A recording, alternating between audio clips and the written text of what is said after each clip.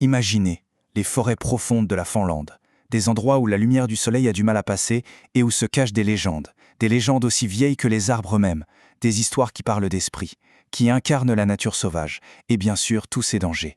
La mythologie finlandaise, elle est vraiment riche, pleine de créatures incroyables. Mais il y en a une qui sort du lot, par sa nature, disons, très malveillante, et son histoire familiale assez terrifiante. Alors la question c'est, de qui peut-il bien s'agir ? Bon, alors la réponse, c'est Ajatar. C'est un nom qui, dans les contes finlandais, résonne avec une puissance assez sombre.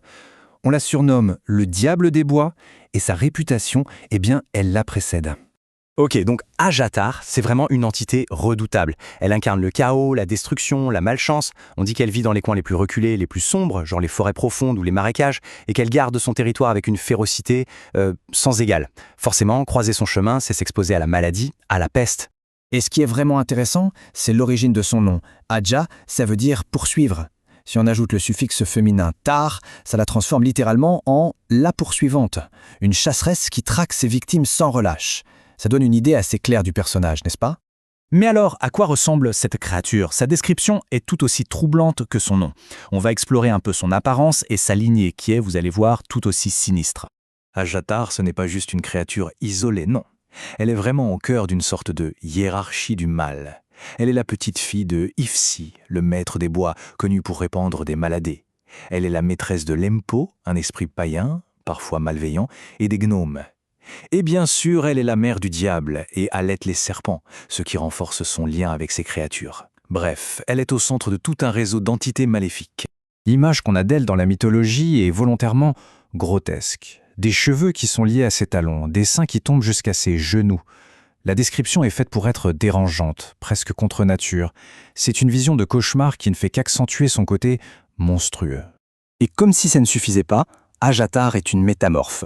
Elle peut prendre plein de formes différentes pour tromper et piéger ses victimes.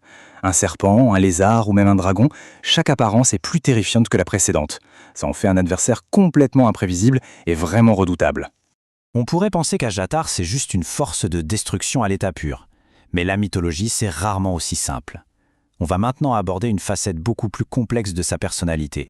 Et c'est là que ça devient surprenant. Malgré sa réputation de semeur de peste, de mère du diable, Ajatar est parfois invoqué comme un esprit protecteur. C'est une facette de sa légende qui contredit absolument tout ce qu'on pensait savoir sur elle. C'est ici que le mythe devient fascinant. D'un côté, une force maléfique. De l'autre, un esprit protecteur qu'on invoquait dans des pratiques chamaniques. On faisait des rituels, des offrandes pour l'apaiser et demander sa protection en cas de danger. Alors comment une seule et même entité peut être à la fois le fléau et le remède ? Ce paradoxe, il n'est pas unique à Ajatar. Beaucoup de divinités anciennes incarnaient à la fois la création et la destruction, un peu comme un reflet de la dualité de la nature. Toute cette complexité a permis au mythe de survivre et de se transformer. Voyons un peu comment cet esprit ancien a réussi à trouver sa place dans la culture d'aujourd'hui, bien au-delà des contes populaires.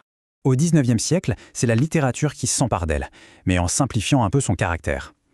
Dans la pièce Kullervo d'Alex Kivi, Ajatar est réduite à son côté le plus sombre, une créature barbare, méchante, qui pousse les humains au meurtre juste pour le plaisir. La fantaisie moderne, elle, va jouer davantage sur l'ambiguïté. Ici, elle est décrite comme une femme séduisante, mais son corps est couvert d'écailles et sa partie inférieure est une masse de serpents. Une figure à la fois attirante et mortelle. La mère de tous les serpents. D'autres auteurs, comme Philippe Mazat, insistent sur sa forme de dragon et son lien avec les épidémies. Dans ses romans, il imagine même deux espèces d'Ajatar, les noirs et les rouges qui se combattent entre elles. Ça montre bien comment le mythe peut être réinventé et même enrichi. Et bien sûr, la musique s'en est emparée. En 1996, un groupe de black metal finlandais choisit le nom d'Ajatara. Un choix plutôt logique, non ? Ça relie l'esprit ancien des forêts à un son moderne, sombre et puissant. Leurs thèmes musicaux, la mort, les démons, le paganisme, sont le reflet direct de la mythologie d'Ajatar. Le son très particulier du groupe, qui mélange synthé et guitare lourde, semble être la bande-son parfaite pour cet esprit des bois, à la fois sombre et tourmenté. Alors qu'est-ce qu'on doit retenir de tout ça ? Pourquoi cette figure continue de nous fasciner, de la tradition orale jusqu'à la scène métal ? Finalement, Ajatar c'est bien plus qu'un simple monstre, c'est le symbole de la nature sauvage, avec sa double facette, belle et nourricière mais aussi cruelle et destructrice. Elle représente les dangers qui se cachent dans le monde naturel et la nécessité de le respecter, de le craindre, mais aussi parfois de faire appel à sa puissance. La légende d'Ajatar nous rappelle que nos ancêtres voyaient le monde sauvage comme un lieu peuplé de forces puissantes, mystérieuses.